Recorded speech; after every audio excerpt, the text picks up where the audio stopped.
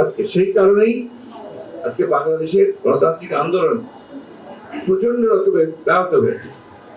আমরা বিশ্বাস করি দেশনেত্রী বেগম খালেদা জিয়া আজকে যদি সামনে আসতে পারেন, তাহলে এই যে ফ্যাসিবাদী সরকার যারা আজকে জোর করে ক্ষমতা দখল করে বসে আছে, সম্পূর্ণ বেআইনি হবে, সংবিধান বিরোধী হবে, তাদের পক্ষে ক্ষমতায় থাকা সম্ভব হবে না।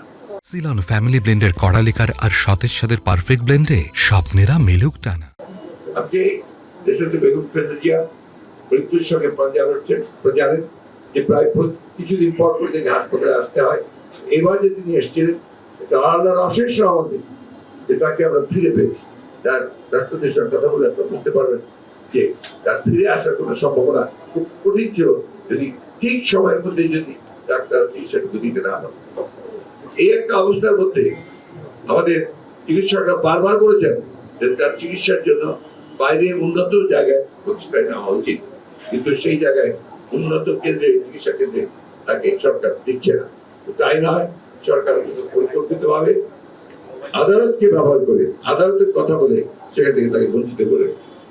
সেই জন্যই সাংবাদিক বন্ধুরা, আজকে বিএনপি সিদ্ধান্ত নিয়েছে যে দেশনেত্রী বেগম খালেদা জিয়ার যে মুক্তির আন্দোলন, এই মুক্তির আন্দোলনকে আরো বেগবান করা এবং এই মুক্তির আন্দোলন অত্যন্ত দৃঢ়তার সঙ্গে বাংলাদেশের জাতীয়তাবাদী দল, সেই সঙ্গে বাংলাদেশ জাতীয় দল আশা করে এর সঙ্গে দেশের আপামর জনসাধারণ তার সঙ্গে একাত্ম হবে। এবং আমাদের বিশ্বাস যে আমাদের সঙ্গে যারা যুগপৎ আন্দোলন করছেন তারা ইতিমধ্যেই আপনারা লক্ষ্য করেছেন, তারা অনেকেই স্টেটমেন্ট দিয়েছেন, তারা বেগম খালেদা জিয়ার যে শারীরিক অবস্থাতে উদ্বেগ প্রকাশ করেছেন, তার মুক্তির কথা। আমরা এই মুক্তির আন্দোলনকে একটা চূড়ান্ত পর্যায়ে নিয়ে যেতে চাই। সেই লক্ষ্যে আমাদের আজকে যে যৌথ সভা হয়েছে, সেই যৌথ সভায় আমরা কয়েকটি সিদ্ধান্ত নিয়েছি।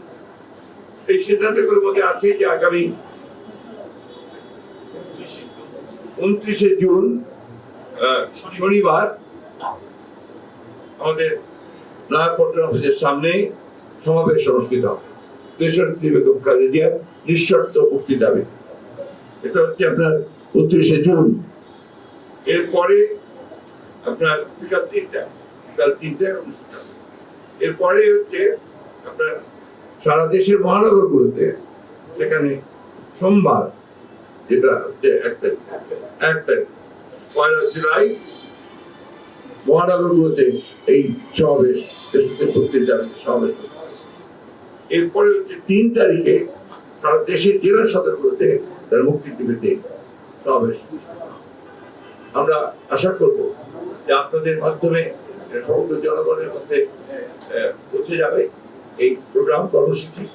আমরা এটাও আশা করবো, প্রত্যাশা করবো জনগণের কাছে, জনগণ তাদের প্রিয় নেত্রী দেশনেত্রী বেগম খালেদা জিয়াকে তার প্রাণ রক্ষা করা, তাকে মুক্ত বাতাসে রাজনীতিক সুযোগ সৃষ্টি করে দেওয়ার জন্য তারা আপ্রাণ চেষ্টা করবে এবং তারা আন্দোলনে ঝাঁপিয়ে পড়বে।